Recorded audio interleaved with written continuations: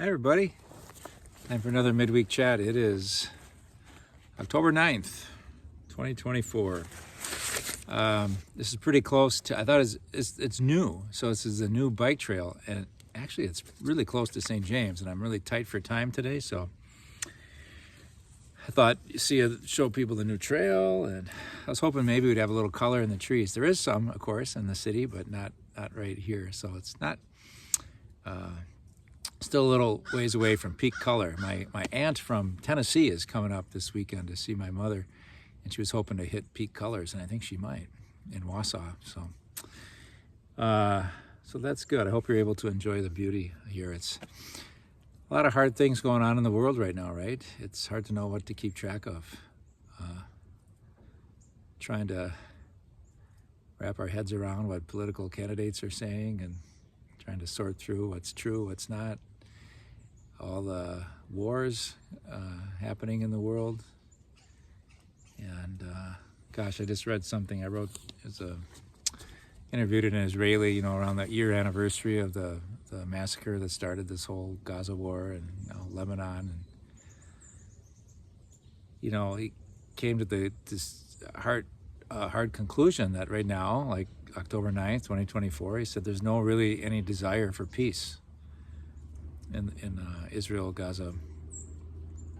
I don't think he mentioned Lebanon, but probably the same holds. He said everyone is angry, everyone is traumatized, everyone's in revenge mode, both in Israel and among Palestinians. Both peoples are suffering. This is not yet the time to envision the future. So, I just, ever since, of course, I've been trying to do these pilgrimages with people, we'd have to cancel, these little things would pop up.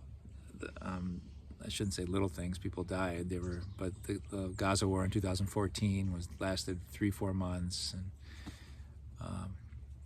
we even went there toward the end of the Arab Spring, and it worked out okay when we were in Egypt. But this is just this long slog. First COVID and now this.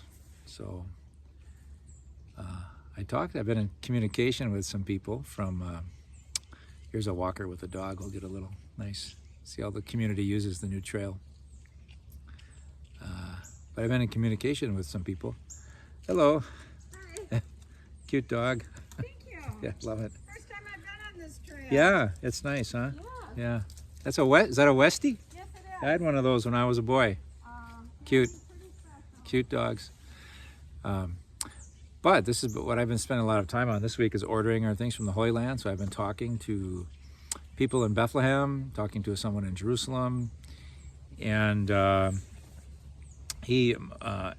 Majdi in Bethlehem, he didn't respond right away when I put an order in, so I FaceTimed him today, and he said, I've been in the hospital, I just got out of the hospital today, and he hadn't shaved in 5 days, and he's got one of those big sort of Arab beards, heavy beard growth where you could grow a nice beard in a week.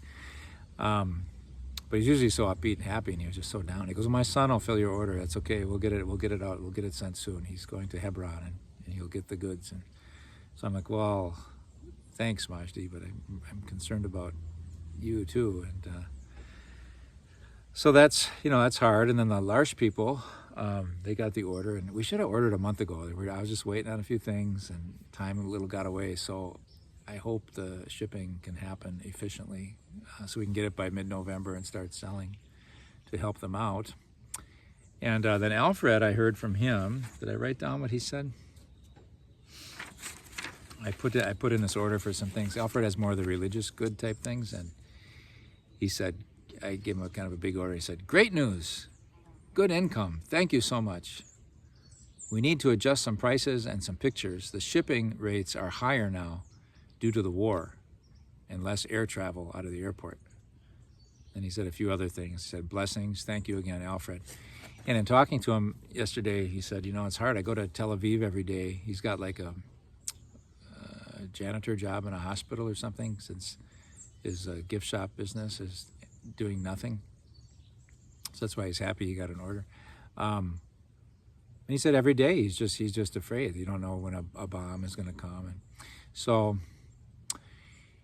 yeah, I'd love, honestly, even now, I'd love to be over there just to see what it's like and visit the shrines. And there'd be like no pilgrims. They just, but it's it's not certainly not a good time to take a group. But so anyway, these folks we're ordering the goods from are very grateful. We hope that they can get the boxes assembled and shipped, and they won't get held up too much in customs. Yeah, but no real desire for peace right now. Isn't that sad?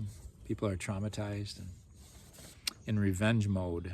So we pray for peace from here. Oh, I was thinking of in terms of that no desire for peace. There's that line that I thought of from the gospel. I think I've conflated two stories, one from the Gospel of Matthew and one from Luke. But in Luke, especially, it's when he's entering Jerusalem on the donkey and everything, like Palm Sunday.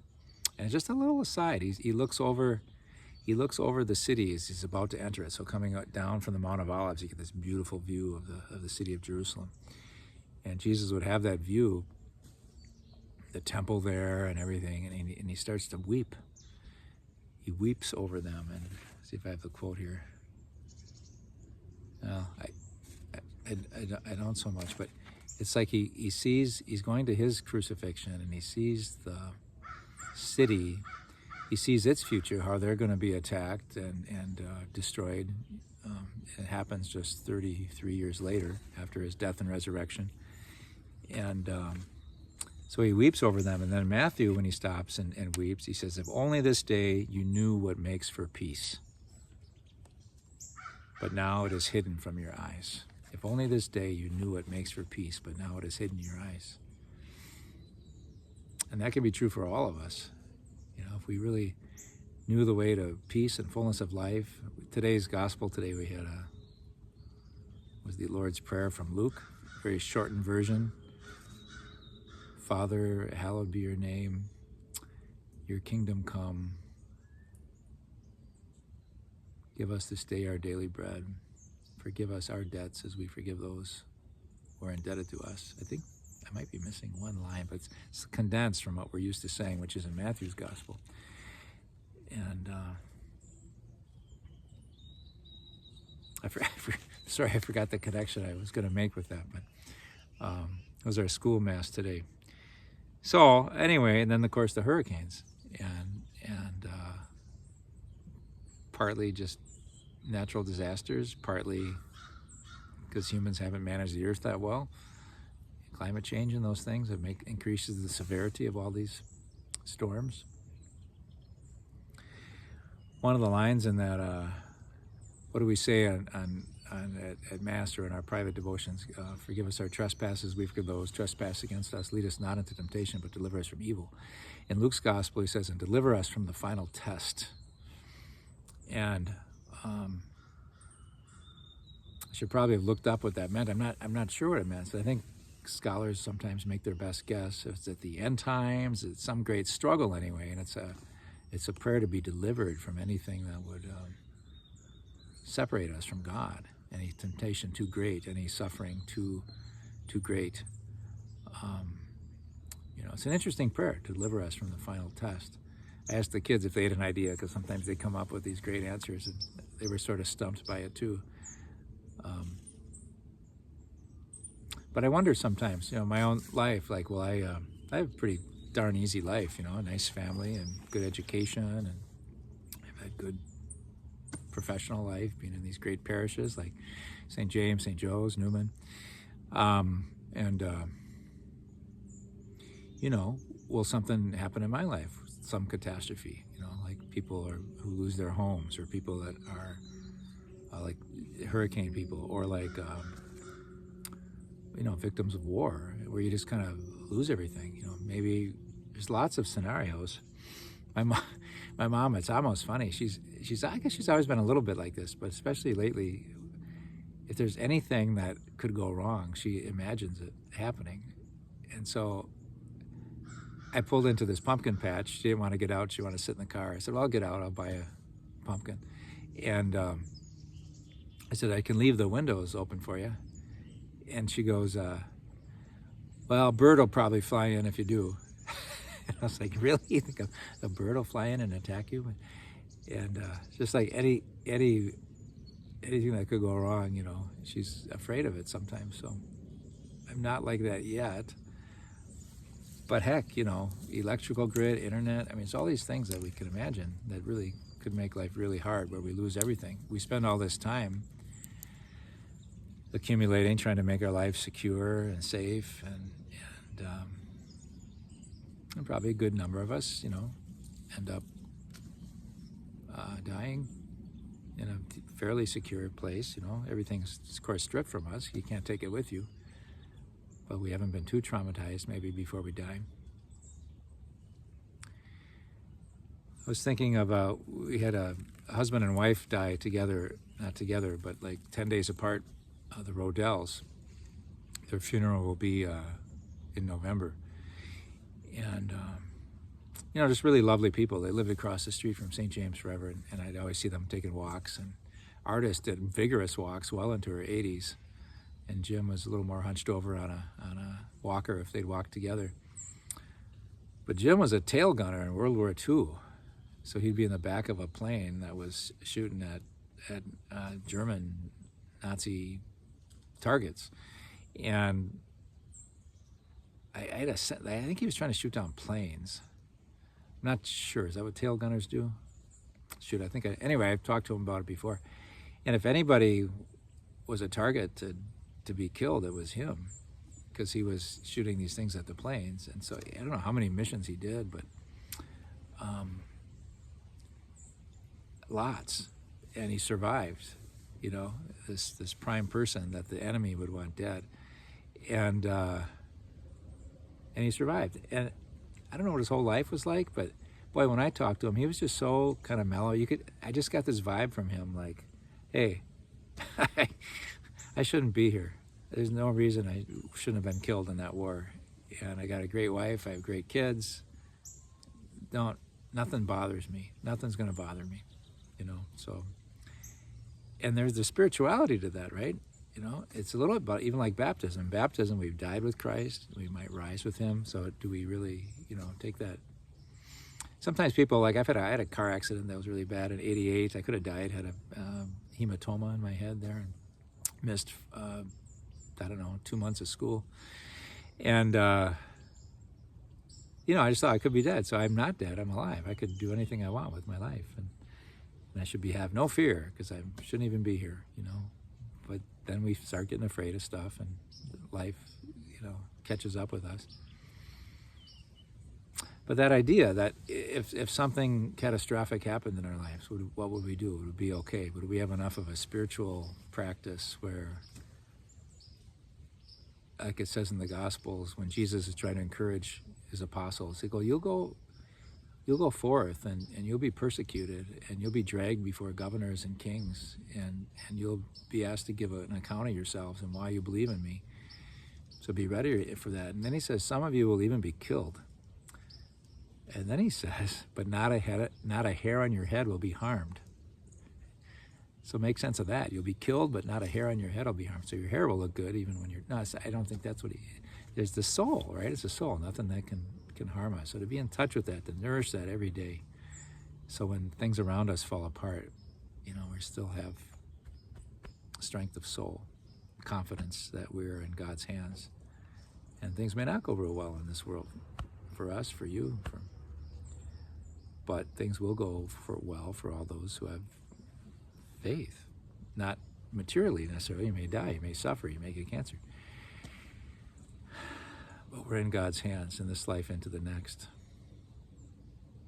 If God is for us, who can be against? To quote St. Paul. Huh? Okay, anyway, a little riff on a few things there. Hopefully I didn't misspeak on anything too important.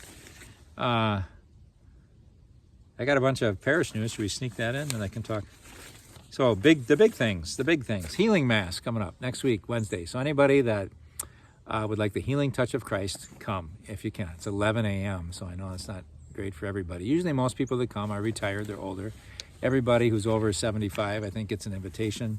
It's a sacrament that's recommended for people as they age, but it's, you know, for anybody who has need some emotional healing or physical healing.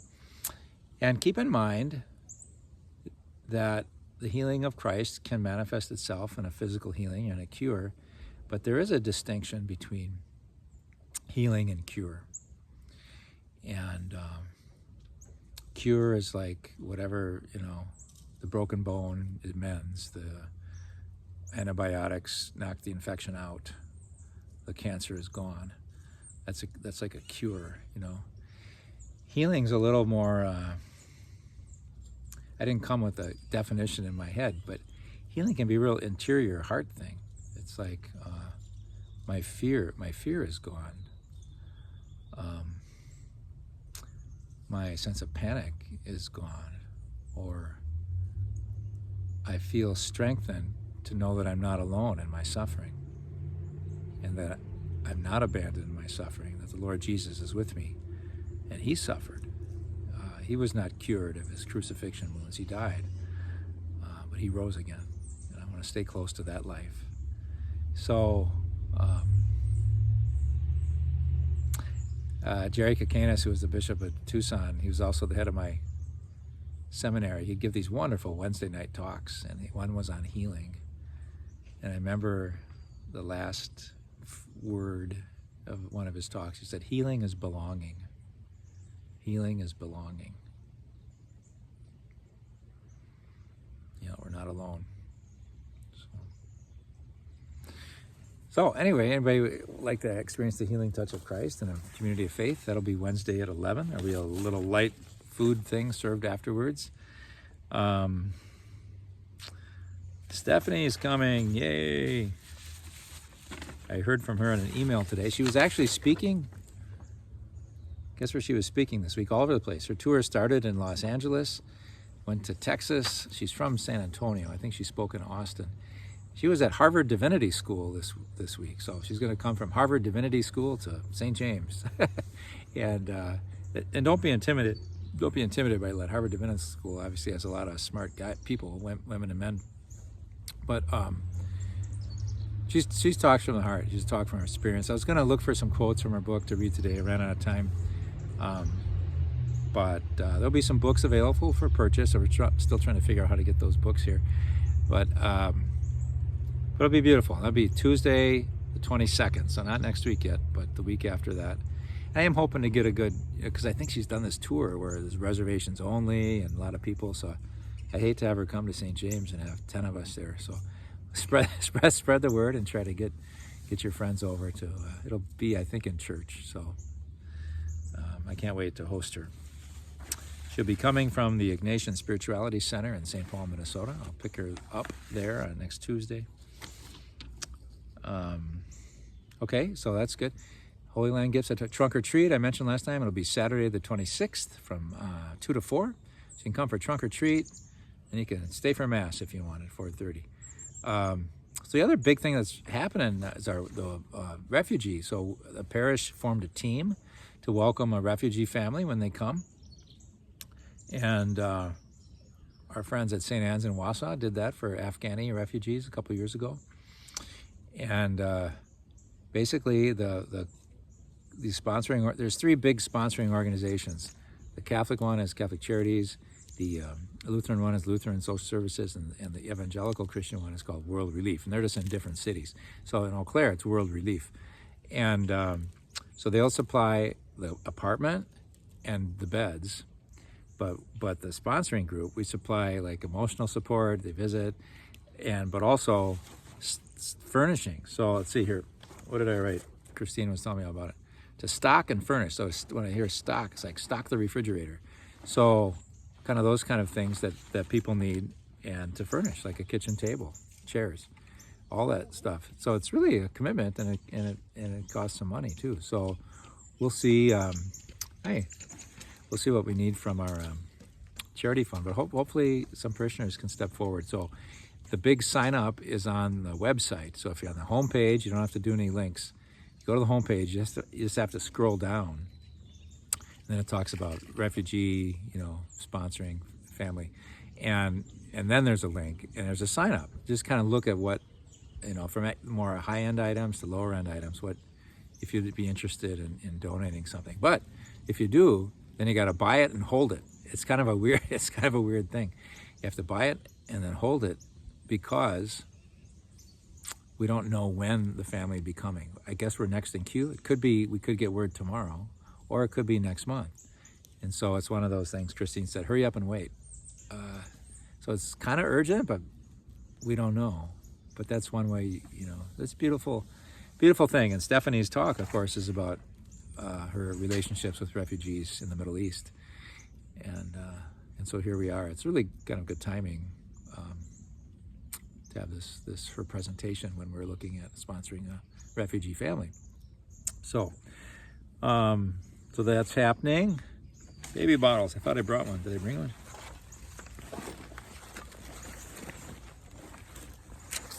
Yay. All right. So it's Respect Life Month on a variety of life issues from womb to tomb. This, of course, is closer to womb. And so we put this out here in the gathering space. If you'd like to take a baby bottle, write a check, stuff the check in there, collect change or bills, whatever. But it's a monetary collection, and the proceeds would go to the Apple Pregnancy Care Center in Eau Claire. And you can bring them back to either the office or the gathering space where you got them. TV Mass. So I mentioned, on Halloween, we're going to be filming TV. Apparently there was, so at 11:15, they're going to film the first Mass. It's going to be at St. Olaf's, but it's the St. James folks. St. Olaf's will have the 2 Masses before, starting at 9:30 or something. These are short Masses, so if you could come to both, if you're able. They'll film the first Mass at 11:15, and it's for that half-hour TV slot, so that lasts like 25 minutes. So the next Mass will be ready to roll at probably 11:40, 11:45. I think in the bulletin it said first Mass 11:15, second Mass 12:40. So that's not true. So I could see why people would say, well, I can go to the first, but I can't. I don't have that whole. But so the whole shooting match will be done in an hour. So starting 11:15, we'll be done by 12:15. Should maybe plan something fun. Pizza buffet or something like that. But it's not planned yet. So, Diocesan Annual Appeal kicks off this week. So we'll show. We haven't shown the appeal video in a while. They always created like a 10-minute video. And I thought this year, since Bishop Gerard is it's his first appeal with us, and you can see him talk and a little bit about the diocese, we'd show the video this week. So be prepared and try to be as positive as you can. I think a lot of times it's for us it's a logistical effort. It's like, oh no, we got to do that again. But we belong to a wider church. We're not just the Church of St. James. We're the Catholic Church, and we have a parish called St. James, and we're all kind of tied together in this union, right? And they have needs, and they don't have parishioners they can ask for, so they ask parishes. And after this weekend, everyone will get a letter in the mail, kind of detailing what those needs are. But you'll see it in the video as well. So, and I was not able. I like to include a personal letter from me, and I missed the deadline. So when you get the letter next week, you'll just have a letter from the bishop and the case statement and the pledge card. So, it was let's see, I'm missing, there it is. Hey, wow, did you see that? Everyone's got their electric scooters. I don't want to seem dismissive of e-bikes and stuff, but what makes sense to me is that I'll get one when I need one. So my analogy is to, because I love to bicycle, right? There's my bike right there. I said it's like an artificial joint. When I need it, I'll get it. So same thing for an e-bike. So it's probably in my future, but not yet. And then those scooters, forget it. See those things people run around with no handlebars at all? It's just like a flat thing with a big wheel in the middle.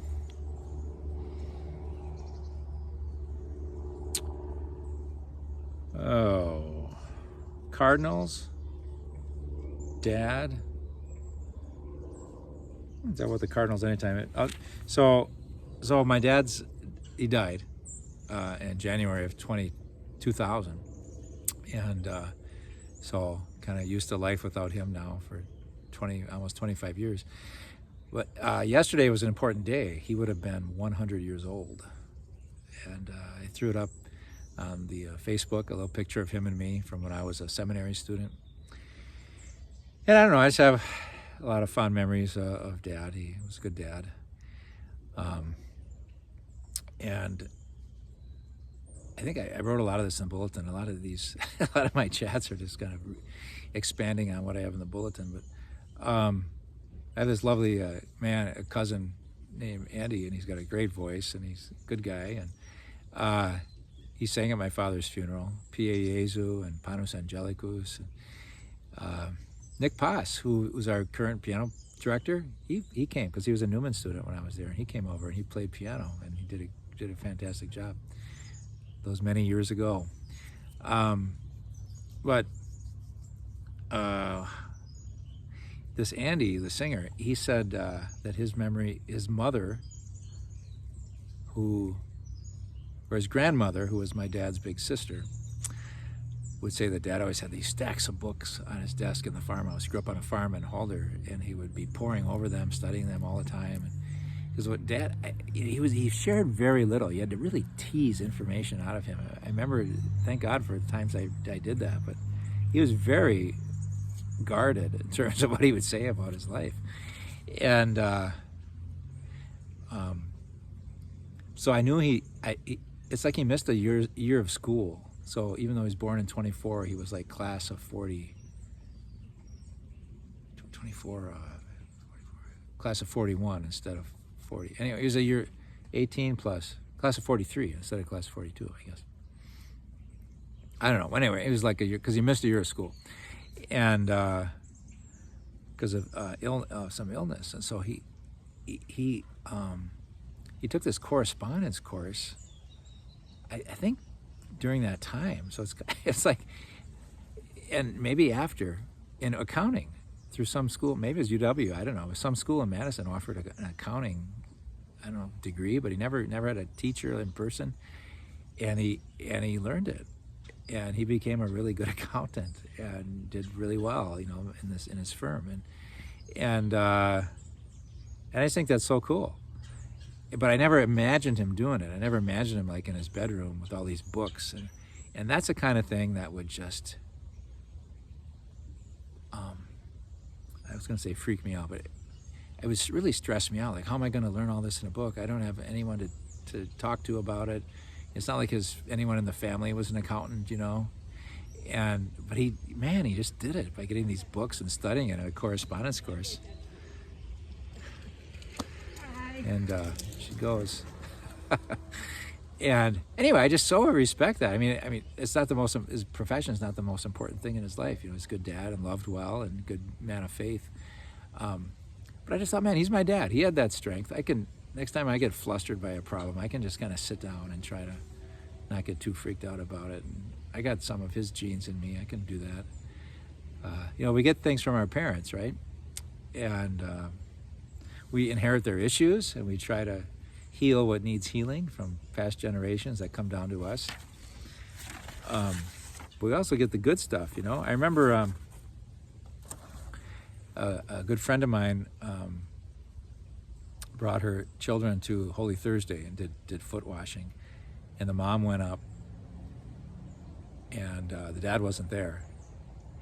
And then her son went up and had his feet washed too. And on the way home, he said to his mom, he goes, Dad would never do that. And I thought, oh gosh, that's an interesting thing to say. How do you respond to that? And she said, half of who you are is from me, half of who you are is from your dad. And you have to sort of pick, discern, what you want to bring to life. And I think it's a good thing that you did that tonight. That's from me. I thought, so it's kind of an interesting way to look at life. And I got an ant on my arm there. I thought it was a spider. So our parents, we love them. They cause us stress sometimes, but thank God for them because they gave us life with God's help. So anyway, just some thoughts for this week. God bless everybody. Take a look at the trail here. We got to see a little action from some Recreators. Here comes. Same one, right? God bless you.